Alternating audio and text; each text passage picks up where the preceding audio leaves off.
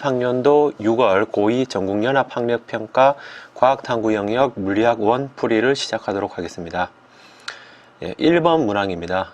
그림 가는 자유 낙하하는 물체, 그림 나는 수평 던진 물체, 그림 다는 일정한 속력으로 원운동하는 물체의 운동입니다. 이에 대한 설명으로 옳은 것을 고르라고 하였는데요. 기억해 보시면 가는 속력이 일정한 운동을 한다고 했습니다. 하지만 어때요? 가 운동이 자유낙하 물체죠. 자유낙하하는 운동은 이제 아래쪽으로 중력 가속도를 받습니다. 그래서 중력을 받아서 중력 가속도로 가속 운동을 하죠. 그래서 속력이 일정하게가 아니라 일정하게 증가하는 운동을 하게 됩니다. 그 다음 니은에 나에서 물체는 속력과 운동 방향이 모두 변하는 운동을 한다. 자, 속력은 어때요? 아래쪽으로는 중력 가속도로 마찬가지로 가와 같이 가속을 하게 됩니다. 옆으로 수평 방향의 속도는 공기 저항이 없다면 일정하죠. 그래서 옆으로는 일정하고 아래로는 가속 운동을 하게 됩니다. 그러면 당연히 수평은 일정한데 밑으로가 점점 빨라지니까 어때요? 점점 속력의 속도의 방향은 아래쪽을 향하게 되는 게 맞죠. 그래서 운동 방향은 바뀌고 속력도 속도의 크기가 속력인데 바뀌게 되는 겁니다. 그래서 맞죠. 그리고 이제 다에서 물체가 운동 방향이 바뀐다. 자, 우리가 일정한 속력이라고 문제에서 주어졌습니다. 그래서 이때 각각의 원 운동을 할 때 접선 방향으로 운동 속력은 일정합니다. 하지만 운동 방향은 마찬가지로 원에서 접선 방향이 운동 방향인데 계속적으로 변하게 됩니다. 그래서 다 같은 등속 원운동 하는 물체는 운동 방향만 변하는 운동을 한다. 맞는 설명이 되겠습니다. 그래서 4번이 될 것 같습니다. 다음 2번입니다. 자, 그림은 P에서 Q까지 로봇 청소기가 이동을 한다. 보통 로봇 청소기가 이렇게 지그재그로 이동을 합니다. 그러면은 자, 이동 거리는 무엇입니까? P에서 Q까지 갔을 때 이 실선을 따라서 이렇게 모두 길이를 다 더한 것이 실제 이동 거리입니다. 근데 이제 변이락 하는 것은 변이의 개념은 처음 지점에서 나중 지점까지의 최단거리, 직선거리를 말합니다. 그래서 이 붉은색이 변이를 뜻합니다. 그러면 당연히 이동거리는 변이의 크기보다는 크겠죠. 맞습니다. 그래서 우리가 어떤 두 점을 이동할 때 항상 이동거리는 변이보다 크거나 같습니다. 다음으로 평균 속력과 평균 속도의 크기가 같다고 했습니다. 자, 평균 속력의 개념은 시간분의 델타 t분의 이동 거리가 됩니다. 하지만 이제 평균 속도는 델타 t분의 시간분의 변이의 크기가 됩니다. 그래서 당연히 이 문제 같은 경우에는 직선 운동이 아니기 때문에 이동 거리와 변이가 달라요. 이게 다르기 때문에 평균 속도와 평균 속도도 평균 속력과 평균 속도도 다릅니다. 디귿에 등속도 운동을 한다. 자, 등속도라는 것은 우리가 쉽게 말하면 등속 직선 운동이라고 하는데 방향도 바뀌지 않아야 돼요. 하지만 이제 파란색 화살표, 파란색 이동 거리를 보시면 여기서 이렇게 방향이 툭툭 끊기죠. 방향이 변하는 걸로 봐서 등속도가 아니라 그냥 이동하는 물체가 되겠죠. 그래서 등속도나 뭐 등가속도 어느 곳에도 해당하지가 않습니다. 그래서 1번이 됩니다. 다음 3번입니다. 자, 속도 시간 그래프가 있을 때 물체의 운동에 대한 설명입니다. 자, 속도 시간 그래프 같은 경우에는 사실 속도 시간 그래프만 주어지면은 물체의 이제 모든 물리량을 파악할 수가 있죠. 그래서 한번 보겠습니다. 기억해 보시면 1초부터 3초까지의 운동 방향이 같다고 했는데, 자, 운동 방향은 이제 1차원 운동, 우리가 물리학원에서는 1차원 운동만 다루게 됩니다. 그래서 1차원 운동이라고 하는 것은 이제 직선상의 운동인데, 보통 일반적으로 오른쪽으로 이동할 때는 부호가 플러스가 되고, 그 다음에 이제 왼쪽으로 이동할 때는 속도의 부호가 마이너스죠. 그래서 지금 같은 경우에 그래프를 보시면 알겠지만은 어때요? 전부 다 이 속도의 부호가 양입니다. 그래서 이제 1초하고 3초일 때 우리가 잘못 생각하면은 1초일 때는 속도가 증가하고 3초일 때는 속도가 감소하고 있는 경우입니다. 근데 이제 물체의 방향이 2초를 기준으로 해서 바뀌었다고 생각할 수가 있는데, 그게 아니라 계속 오른쪽으로 이동을 하는데 1초부터 2초까지는 속도가 점점 빨라지는 거고, 다음에 2초부터 4초까지는 마찬가지로 오른쪽으로 가는데 속도가 점점 감소하는 겁니다. 그래서 이거는 운동 방향이 같다가 맞아요. 니은의 0초부터 4초까지의 이동거리. 자, 이동거리는 속도 시간 그래프에서 아래쪽에 면적을 구하면 알 수가 있죠. 그러면 삼각형이니까 밑변 길이가 4고 높이가 4죠. 그럼 나누기 2를 하면 8이 됩니다. 맞죠? 다음 1초일 때 가속도인데, 자, 가속도는 어떻게 구할 수 있죠? 시간분의 속도 변화량이죠. 그러면은 우리가 뭐 1초까지 해도 되고 0에서 1초까지를 해도 될 거고, 다음에 직선이니까 0에서 2초까지를 하면은 시간이 2초 변할 때 속도는 0에서 4까지 4가 증가했죠. 그래서 가속도의 크기는 2m/s 제곱이 맞습니다. 그래서 모두 맞는 표현이 되겠습니다. 다음 4번입니다. 자, 4번에 보시면, 자, A는 V의 속도로 쭉 갑니다. 그래서 어떤 시간 동안에 L 거리를 갔고요. 다음 이제 B 같은 경우는 A가 P를 지날 때 동시에 정지 상태에서 출발해서 같은 시간 동안에 R까지, 그래서 이제 2L만큼 이제 이동을 했습니다. 자, 우리가 이런 문제를 풀 때, 자, B의 가속도를 구하라 했습니다. 그러면 이제 B의 가속도를 생각해 보면은, 자, 우리가 B의 가속도를 구하려면 시간분의 속도 변화량이죠. 그러면 이제 문제에서 지금 가속도를 구하기 위해서 시간을 알아야 되고, 그 다음에 속도의 변화를 알아야 되는데, 둘 다 지금 모르는 상황이죠. 그럼 이제 각각을 구해야 됩니다. 자, 먼저 속도 변화를 생각을 해보면은, 자, A 같은 경우에 평균 속도가 얼마입니까? 평균 속도가 당연히 V입니다. V로 일정하게 갔기 때문에 V라는 평균 속도를 가지고 있는데, B 같은 경우에는 우리가 평균 속도를 A를 비교해서 알 수가 있어요. 같은 시간 동안에 A 같은 경우는 L 갔는데 B는 2배를 갔죠. 그러면 평균 속도도 2배가 되어야 됩니다. 그러면 B의 평균 속도는 얼마예요? 그래서 이제 B의 평균이 얼마냐면은 2V가 당연히 돼야 됩니다.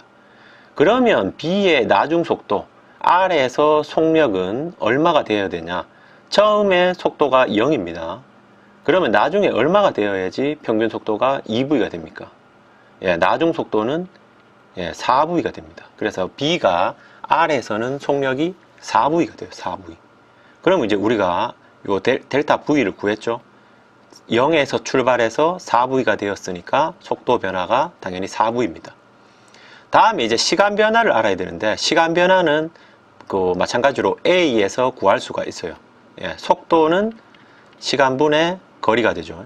그러면 이제 여기서 시간이 나오는데, 델타 T는 V분의 델타 S입니다.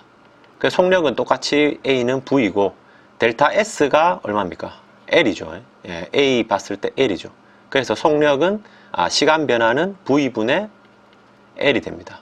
그러면 이걸 계산하면 L분의 4V 제곱이 되겠습니다. 그래서 5번이 됩니다. 다음, 자, 5번 봅시다. 자, 5번에 보시면, 자, 무거운 줄을 이렇게 달고요.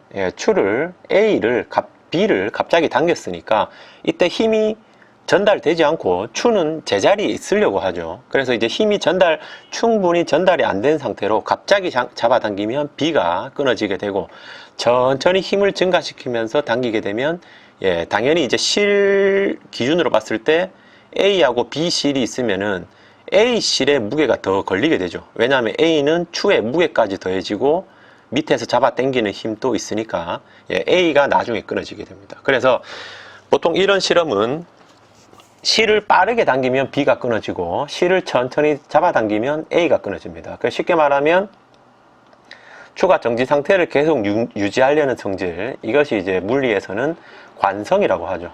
그래서 이제 관성과 관련되는 것이 기역. 자, 버스가 갑자기 출발하면 승객이 앞으로 뒤로 쏠린다. 자, 승객은 가만히 있고 싶어 합니다. 그런데 버스가 앞으로 출발하죠. 그러면 승객이 자기 위치를 가만히 있기 위해서는 뒤로 가는 것처럼 느껴지겠죠. 예, 그래서 예, 관성이 되죠. 관성이 맞습니다. 니은 또 어때요? 예, 많이 해봤죠. 예, 종이 위에 동전을 두고 종이를 갑자기 당기면 동전은 제자리에 있고 싶어 합니다. 그래서 동전은 그대로 떨어지게 되죠. 그래서 이것도 관성이 맞습니다. 디귿은 뭡니까? 공기가 빠져나가면 풍선이 앞으로 나간다. 자, 공기가 이제 뒤쪽으로 빠져나가면은 쉽게 말하면 이제 우리가 안에 있는 공기가 바깥쪽으로 압력을 가하게 되는 거죠. 그러면은 예, 반대로 바깥쪽에서 압력만큼 예, 이 풍선을 밀어내게 됩니다. 그래서 이제 디귿 같은 경우에는 이제 외부에 어떤 A가 B에 힘을 가했다. 그러면은 B도 A에 똑같은 힘을 반대로 작용하게 된다.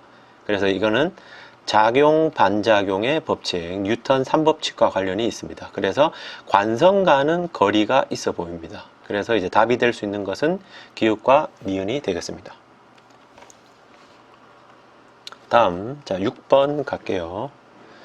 자, 6번 같은 문항이 꼭 나오죠. 자, 문제를 보면은, 자, 지금 여기서 작용하는 힘이 이제 F라는 힘을 잡아 당기고 있는데, 이때 어떠냐면은 일정한 속력으로 운동하는 모습을 나타냈다. 자, 일정한 속력이면은, 자, 가속도가 얼마입니까? 가속도가 제로죠. 가속도가 제로입니다. 그 등속 운동이니까 이때 가속도가 0이라면 물체에 작용하는 R자 힘이 마찬가지로 0이죠. 예. 그러면 이때 자 B가 밑으로 중력이 작용하죠. 중력의 크기가 mg입니다. mg. A도 중력이 있지만 수평면이 받쳐주기 때문에 수평 방향으로 운동할 때는 중력이 큰 의미가 없죠. 자, 그러면 어쨌든 B가 반대로 mg라는 크기로 힘을 이렇게 당기고 있는데, 그러면 F가 mg와는 같을 수밖에 없죠. 그러면은 좌우에서 당기는 힘이 똑같아서 AB는 각각 R자 힘이 제로가 됩니다.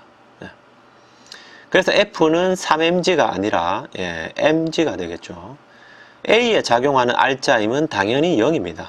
A도 R자 힘이 0이고 B도 R자 힘이 0입니다. 이렇게 두 물체가 팽팽하게 연결되어서 운동할 때는 두 물체가 같은 속력 변화로 동시에 운동을 한다고 보면 됩니다.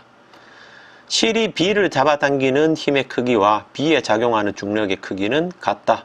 그렇죠? 예, 그래서 이 F와 mg가 똑같으니까 이 실에 작용하는 장력도 mg로 똑같습니다. 예, mg로 똑같은 힘이 작용하죠. 예, 그래서 이것도 맞습니다. 그래서 답이 될 수 있는 게 니은과 디귿이 되겠네요. 다음 7번입니다. 자, 물체 AB가 서로 접촉한 상태에서 12N으로 밀었다. 예, 마찰과 공기 저항은 무시한다. 자, 이렇게 됐을 때 힘을 분석해 보면, 자, 이것도 두 물체가 맞닿아 있으므로 예, 동시에 움직입니다. 그러면은 12N을 가지고 4kg 물체가 움직인다고 생각하는 거랑 똑같아요. 그러면은 자, 12N일 때 4kg 물체를 밀면 F는 ma에서 12N은 4 곱하기 a, 가속도가 3이죠. 그러면은 자, a 같은 경우에 3kg인데 가속도가 3이 된다. 그러면 a가 받아야 되는 R자 힘 FA는 9가 됩니다. 맞죠? b 같은 경우에는 이 R자 힘이 얼마냐면은 3이 되겠죠. 1kg 곱하기 가속도 3에서 3이 됩니다. 그러면은 자, A가 B를 미는 힘은 당연히 얼마입니까? B가 3N의 힘을 받아야 된다 했죠. 그래서 A가 B를 밀어주는 힘은 3N이고 작용 반작용에 의해서 B가 A를 밀어주는 힘도 3N이죠. 그러면은 자, A 같은 경우에는 왼쪽에서 12N으로 밀어주고 오른쪽에서 B가 3N으로 미니까 R자 힘은 9가 딱 맞아 떨어지죠. 예. 자, 가속도의 크기는 둘 다 똑같습니다. 기억에. 둘 다 3N으로, 3N이 아니라 3m/s 제곱으로 똑같죠. A에 작용하는 R자인 크기는 B에 작용하는 R자인 크기의 3배이다. 맞죠? 그리고 이제 B가 A에 작용하는 힘의 크기는 3N이다. 예, 맞다고 했습니다. 그래서 니은과 디귿이 되겠습니다. 다음 8번 봅시다. 자, 이런 문제는 좀 이게 단순해 보이는데 의외로 좀 정답률이 낮은 문제입니다. 자, 4N으로 당겨요. 그러면은 힘이라는 거 이렇게 장력이라고 하죠. 이 줄이라고 생각해 보면 전달이 4N으로 쭉 전달이 다 됩니다. 맞죠? 우리가 이제 물체가 여러 개 있을 때 줄다리기 할 때 한쪽에서 4N을 당기면 줄의 끝에서까지 4N이 그대로 전달되죠. 예, 줄다리기 할 때 4N을 당긴다. 줄 끝에서도 4N으로 전달이 됩니다. 예, 그래서 4N을 당기면 힘이 쭉 전달이 오른쪽으로 전달이 되고요. 벽을 당기면서 벽이 어때요? 벽이 작용 반작용에 의해서 다시 왼쪽으로 물체를 4N으로 당깁니다. 그래서 이제 결국은 A 같은 경우에도 벽과 이 사람 손이 양쪽에서 4N씩 당겨서 이럴 때 용수철 저울이 4N으로 눈금이 표시되죠. 그리고 나무도막도 마찬가지로 벽이 왼쪽에서 당기고 또 이 사람 손이 또 오른쪽으로 당겨서 R자임이 제로가 되고, B의 용수철 저울도 사람 손이 4N으로 당기고 요 나무 토막이 결국 벽이 당기는 건데 나무 토막이 4N으로 당겨서 눈금이 4N 표시됩니다. 그래서 모두 오른쪽 왼쪽 전부 4N이 작용한다고 보면 되겠습니다. 그래서 B에 나타나는 눈금은 2가 아니라 양쪽에서 4N으로 당길 때 용수철 저울에는 4가 표시가 됩니다. 그래서 틀렸죠. 나무 토막에 작용한 R자임 0입니다. 맞죠? 왜냐하면은 모두가 정지한 상태입니다. 정지한 모습이거든요. R자임이 제로가 될 수밖에 없죠.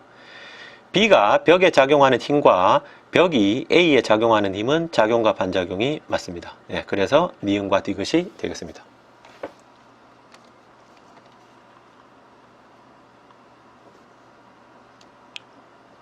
조금 문제 9번 보겠습니다. 자, 9번을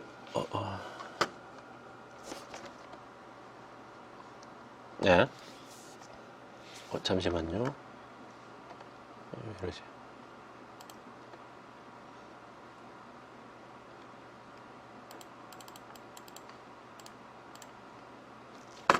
자, 9번 보시면, 자, 직선자로 이제 수레가 이동한 거리를 측정하면서 이제 힘을 줬을 때 0.1초 간격으로 P의 위치를 측정하는 건데, 자, 수레만 있을 때는 시간에 따라서 이제 이동 거리가 보시면 알겠지만 4, 8, 12, 16 이렇게 증가를 했고, 추가 올려져 있으면 이게 질량이 더 증가하겠죠. 그래서 우리가 뉴턴 가속도의 법칙에서 알다시피 질량이 증가하면 가속도가 감소하는 것을 알고 있죠.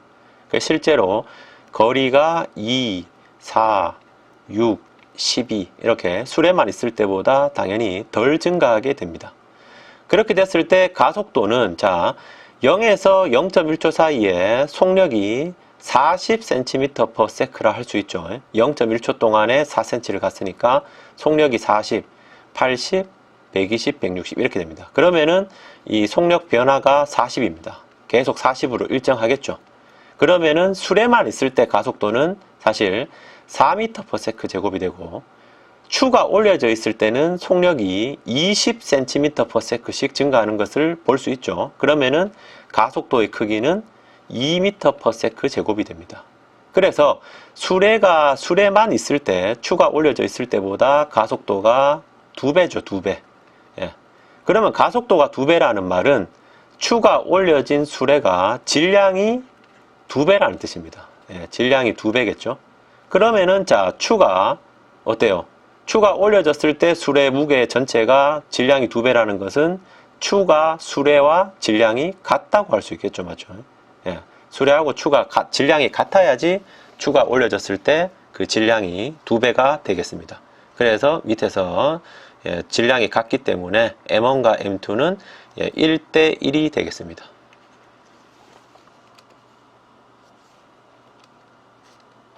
다음 10번입니다. 자,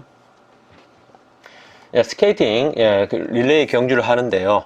A가 B를 밀고 있죠. 자, 밀었을 때, 자, 우리가 지금 보면은, 모든 선수의 크기 마찰 무시한다고 되어 있습니다. 그러면은, 당연히 운동량 보존이 됩니다. 운동량이 보존이 되고요.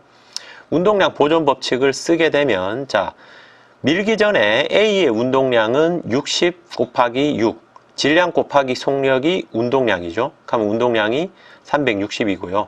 B의 운동량은 PA라 할게요. B의 운동량은 2 곱하기 40에서 80입니다. 밀고 난 후에 B의 운동량은 PB 다시 40 곱하기 5 하면 200이 되죠. 그러면은 자 PA 닷 밀고 난 후에 A의 운동량은 자 밀기 전에 토탈 운동량이 얼마입니까? 두 개를 더하면 440입니다. 그러면은 밀고 난 후에도 외력이 없었기 때문에 운동량이 보존되어야 되면 A는 240의 운동량을 가져야 되죠. 그러면은 V가 60 곱하기 뭘 해서 240이 되어야 되니까 4m/s가 됩니다.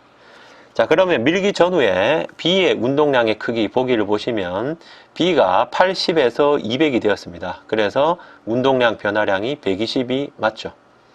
그리고 이제 A의 나중 속력 V는 4m/s가 되고요. 미는 동안에 A가 B를 미는 힘과 B가 A에 작용하는 힘은 작용 반작용의 법칙에 의해서 크기가 동일합니다. 그래서 B가 A에 작용하는 힘보다 크다 이렇게 하는 것은 잘못되었습니다. 그래서 3번이 되겠습니다.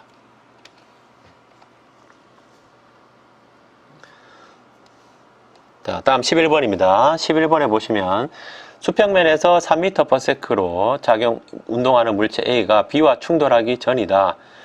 자, 나는 충돌 전후에 B의 위치 시간을 나타냈다. 자, 위치 시간 그래프에서 의미가 있는 것은 기울기가 속력이죠. 그러면은 자 5초에 충돌을 했다고 볼 수 있습니다. 왜냐하면은 5초 때 B의 속력이 바뀌었죠. 그래서 0에서 5초까지의 속력은 시간분의 위치를 하면은 5분의 10이니까 2입니다. 2. 속도가 2m/s고 5에서 10초까지의 속력을 구해보면 시간이 5초 흘렀을 때 위치가 15가 증가했죠. 그러면은 3m/s가 됩니다. 그러면 B가 원래 속력이 2m/s였는데 충돌 후에는 A가 있고 B 같은 경우에 속력이 3m/s가 되었다 이 말이죠. 그럼 충돌 후에 A의 속력을 물었는데 방금 10번 문제와 마찬가지로 운동량 보존입니다. 자, 밀기 전에 충돌 전에 A의 운동량 10이죠. B의 운동량 4입니다. 2 곱하기 2 하면 4죠. 그러면은 운동량의 합은 16이죠. 그럼 마찬가지로 충돌 후에도 16이 되어야 됩니다. B의 운동량은 충돌 후에 6입니다. 그러면 A가 10이 되어야 되겠죠. 운동량이 10이 되어야 됩니다. 그러면은 질량이 4kg이니까 속력이 4분의 10. 그러면 2분의 5가 되어야 됩니다. 그래서 3번이 되겠습니다. 마찬가지로 이 문제도 운동량 보존 법칙을 쓸 수 있는 이유가 모든 마찰과 공기저항을 무시한다. 외력이 없기 때문입니다. 다음 12번입니다. 자, 12번에 보시면, 자, 이 문제 같은 경우에는, 운동량 변화량, 운동량의 변화는 충격량과 같다. 이걸 써야 됩니다. 그래서 처음에, 자, 이 문제에 주의할 것은 속도가 오른쪽으로 10이었다가 왼쪽으로 15가 되었어요. 그러면은 그 속력 변화가, 속도의 변화가 나중 속도가 왼쪽이기 때문에 마이너스입니다. 마이너스 5에서 빼기 처음 속도. 처음 속도는 그냥 플러스 10이죠. 그래서 운동량의 변화량이 마이너스 15입니다. 그래서 운동량의 변화량 크기를 물었을 때는 15가 되겠죠. 그래서 델타 P가 질량을 안 곱했죠. 질량을 곱하면 속도 변화가 15니까 질량 0.2를 곱하면 3이 되겠죠. 맞죠? 5분의 1을 곱하면 3이 됩니다. 그러면은 자 공이 받은 충격량의 크기도 3이 되어야 되겠죠. 델타 P가 3이니까 I 충격량도 3N/s가 됩니다. 그 다음 평균 힘의 크기는 우리가 이제 충격량이란 것이 힘 곱하기 시간이기 때문에 그래서 이게 충격량이 3이고요. 그 다음에 평균 힘, 그 다음에 시간이 0.1초입니다. 0.1초니까 F는 0.1 곱하기 3, 0.1을 곱해서 3이 되어야 되니까 32 맞죠? 발이 공에 작용하는 힘의 크기가 공이 발에 작용하는 힘의 크기보다 같죠? 예, 계속 작용 반작용이 나오고 있습니다. 그래서 답이 니은이 되겠죠.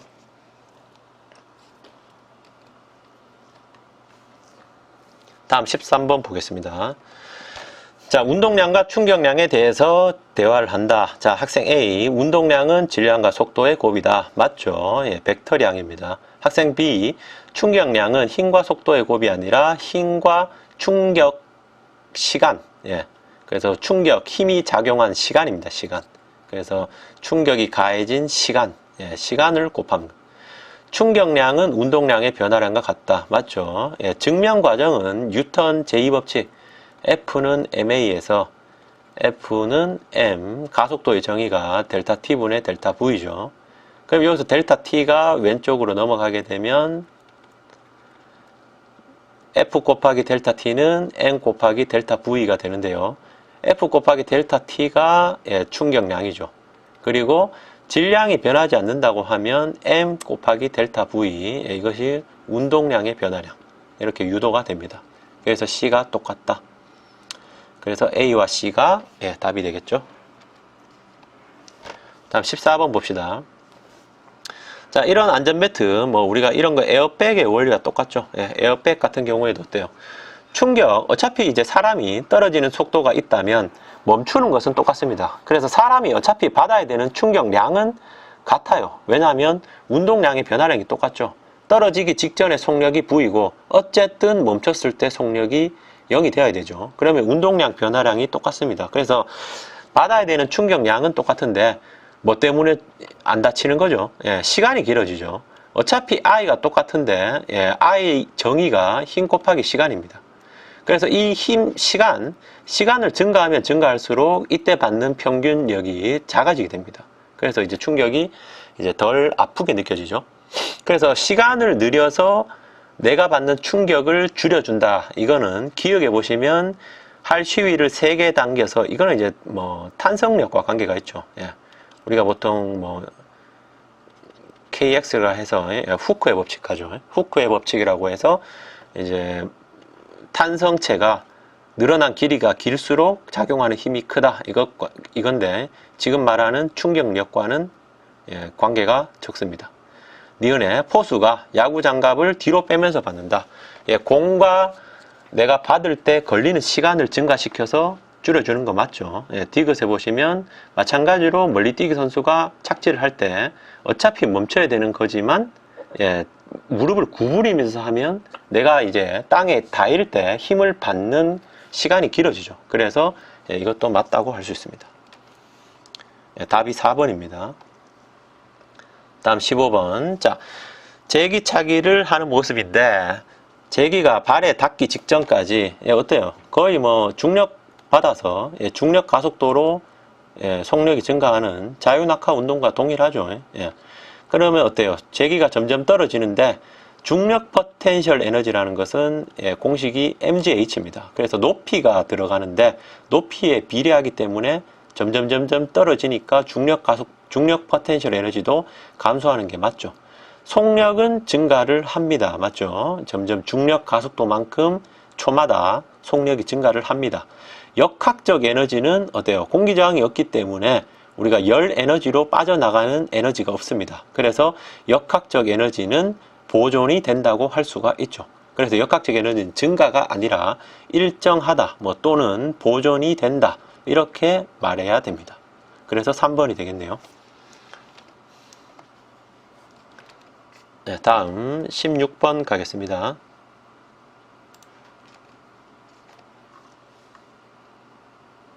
자, 문제가 조금 크네요. 자, 조금 줄여봅시다. 자, 진자의 역학적 에너지 변화를 나타내었다. 이렇게 되어 있습니다.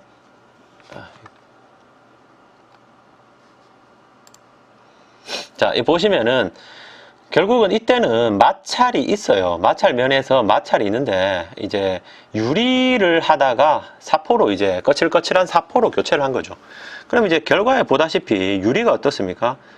걸린 시간이 훨씬 더 길죠. 그리고 진동하는 횟수도 길죠. 쉽게 말하면 어쨌든 간에 처음에 진동을 했을 때 이 용수철에 저장된 포텐셜 에너지만큼 역학적 에너지로 진동을 시작할 건데 마찰에 의해서 에너지를 계속 열로 손실되겠죠. 그런데 이 사포가 어때요? 마찰이 훨씬 더 크다고 할 수 있는 겁니다.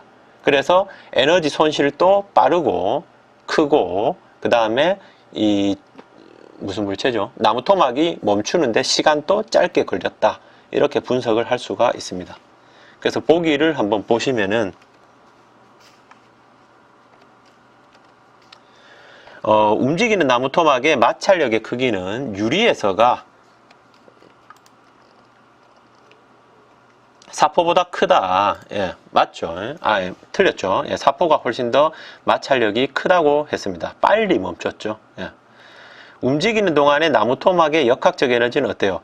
마찰력이 작용하면은 이제 역학적 에너지가 보존이 안 된다고 했죠. 예, 우리가 이런 것을 약간 물리에서는 비보존력이라고 하는데, 예, 어쨌든 간에 이런 마찰력과 공기 저항과 같이 이동할 때마다 계속 따라다니면서 작용해서 열 에너지로 손실이 가는 힘, 마찰, 이 공기 저항 이런 것이 있으면 역학적 에너지가 보존이 안 됩니다. 나무도막이 움직이는 동안에 당연히 나무도막의 역학적 에너지 그리고 용수철의 역학적 에너지가 열 에너지로 전환이 되고 있습니다.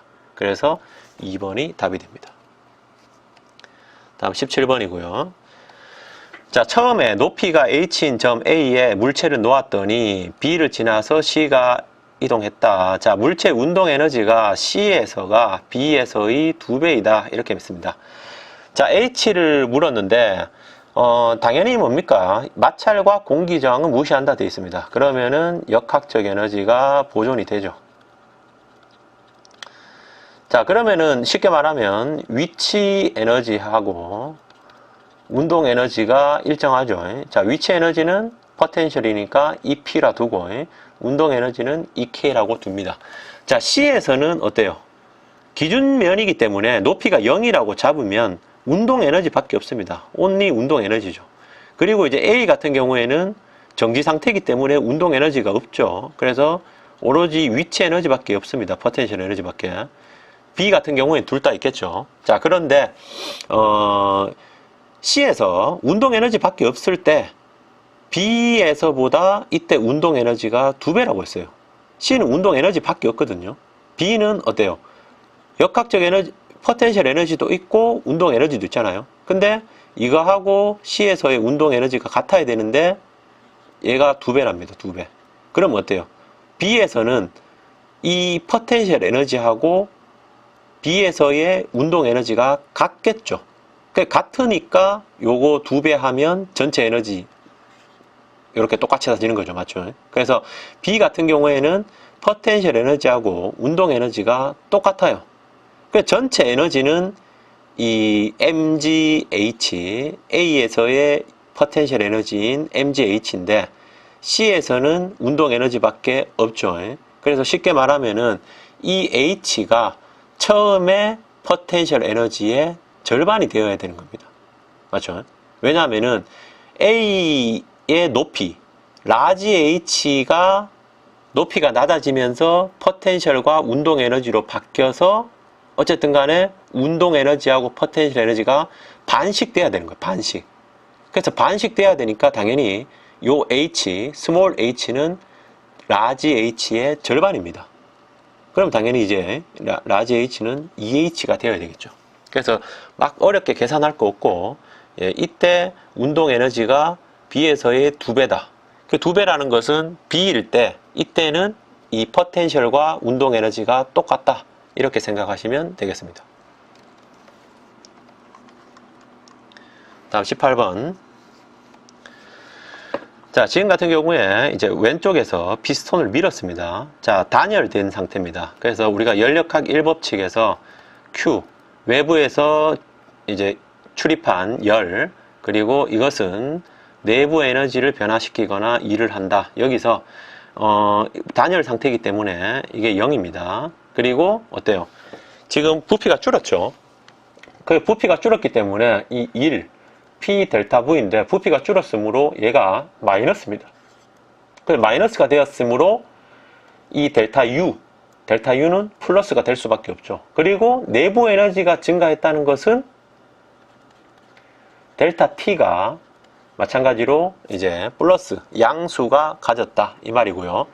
그리고 부피가 줄었음에도 P가 압력이 훨씬 증가했기 때문에 델타 T가 증가했다고 할 수 있겠죠. 그래서 기체의 압력은 증가해야 됩니다. 왜냐하면은 PV가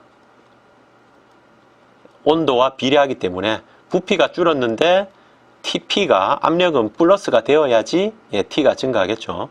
내부 에너지 증가입니다. 맞죠? 그리고 외부에 일을 한 게 아니라 외부에서 일을 받았다라고 표현을 해야 됩니다. 그래서 1번이 되겠습니다. 다음 19번입니다. 자, 압력이 일정한 상태로 부피가 증가했습니다. 예, 등압 과정이죠. 등압 과정에서 자, 부피 보시다시피 V에서 2V로 증가했죠. 온도 어떻습니까? 온도가 아까 압력과 부피의 곱에 비례한다 했죠. 그래서 부피가 2배 되었으니까 온도도 2배가 됩니다. 그래서 증가하는 것도 맞고요. 내부 에너지는 온도가 증가했기 때문에 당연히 같은 비례로 2배가 증가하게 됩니다. 그래서 전부 다 맞게 되겠습니다. 20번 마지막이네요. 열기관은 열에너지를 일로 전환한다. 예, 열기관의 정의로 맞아요. 그 다음에 W가 Q다. 에너지 보존이 되어야 되니까 고열원에서 3Q에 열이 주어졌는데 저 열원으로 2Q만큼 빠져나갔습니다. 예, 그러면 당연히 일을 한 값은 3Q에서 2Q를 빼서 Q가 되겠습니다. 열 효율이라는 것은 공급된 열원, 그래서 QH분의 일을 한 거, W가 되겠죠. 그러면 3Q에서 WQ 3분의 1이 되죠. 그래서 이것도 다 맞게 되겠습니다. 예, 이상으로 2020 그 학교에서 첫 번째로 치른 모의고사죠. 6월 전국연합 고2 물리학 1 문제풀이를 마치도록 하겠습니다. 예, 감사합니다.